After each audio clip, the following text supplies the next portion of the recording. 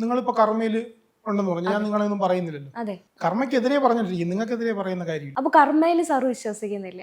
ഇല്ല, ഞാൻ വിശ്വാസിയല്ലല്ലോ. അവിശ്വാസമല്ല, കർമ്മ കർമ്മ എന്നൊരു എന്ന് വെച്ചാൽ സാധനം എന്താ? കർമ്മ എന്ന് ഉണ്ടെന്നുള്ള. വെച്ചാൽ എന്താ?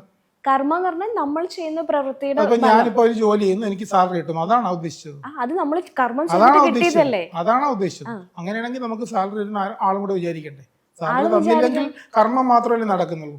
സാലറി തന്നില്ലേ നമ്മളത് വാങ്ങിക്കുമല്ലോ. കർമ്മം മാത്രമല്ലേ നടക്കുന്നുള്ളൂ. ഇപ്പൊ എക്സാമ്പിൾ ഈ കർമ്മയുടെ കാര്യം പറയുമ്പോൾ ഞാൻ എപ്പോഴും സോഷ്യൽ മീഡിയയിൽ കാണുന്ന ഒരു സാധനം, ഫാദറിനെയോ മദറിനെയൊക്കെ അടിക്കുന്നത്, ഉടനെ അവിടെ കമന്റ് വരുന്നത് അടിച്ചതിന്റെ കർമ്മം നീ നീ അനുഭവിക്കും എന്ന് പറയുന്ന ഒരു കമന്റ് കണ്ടിട്ടുണ്ടല്ലോ. അതിനെന്താ പറയുന്നത്?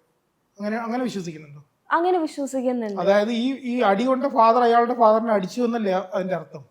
അതായത് അവര് പാരമ്പര്യമായിട്ട് ആടി കൊടുത്തോണ്ടേയിരിക്കുന്നു. അല്ല, അങ്ങനെയല്ല. അതിനൊരു ഞാൻ മനസ്സിലാക്കി വെച്ചിരിക്കുന്ന ഒരു മീനിങ് ഞാൻ പറഞ്ഞു. കർമ്മം ശരിയാവുന്നില്ലല്ലോ. അല്ല, ഞാൻ പറയാം. അതായത് നമ്മൾ ഈ ഭൂമിയിൽ ചെയ്യുന്ന എന്ത് പ്രവൃത്തിയാണേലും ആ പ്രവൃത്തിയുടെ ഫലം നമ്മൾ ഈ ഭൂമിയിൽ തന്നെ അനുഭവിക്കും എന്നുള്ളത് ബൈബിളിലും പറയുന്നുണ്ട്. അത് തന്നെയാണല്ലോ ബൈബിളിലെ കാര്യം വിട്, ഞാൻ ഇത് തന്നെയാണല്ലോ പറയുന്നത്. അല്ല, അവിടെ ഇപ്പൊ ചിലപ്പോൾ അയാൾ അടിച്ചിട്ടുണ്ടാവണമെന്നില്ല. അയാളുടെ എന്തെങ്കിലും നെഗറ്റീവ് ആയിട്ടുള്ള അല്ലെങ്കിൽ അയാൾ ചെയ്ത എന്തെങ്കിലും തെറ്റായിരിക്കും അയാൾക്ക് ഈ രീതിയിൽ വന്നിരിക്കുന്നത്. ഇപ്പൊ അതിൽ കുഴപ്പമില്ല എന്ന് പറയുന്നതിൽ രണ്ടു വശമുണ്ട്. കുഴപ്പമുണ്ടോ എന്ന് ചോദിച്ചാൽ ഉണ്ട്, ഇല്ലേന്ന് ചോദിച്ചാൽ ഇല്ല.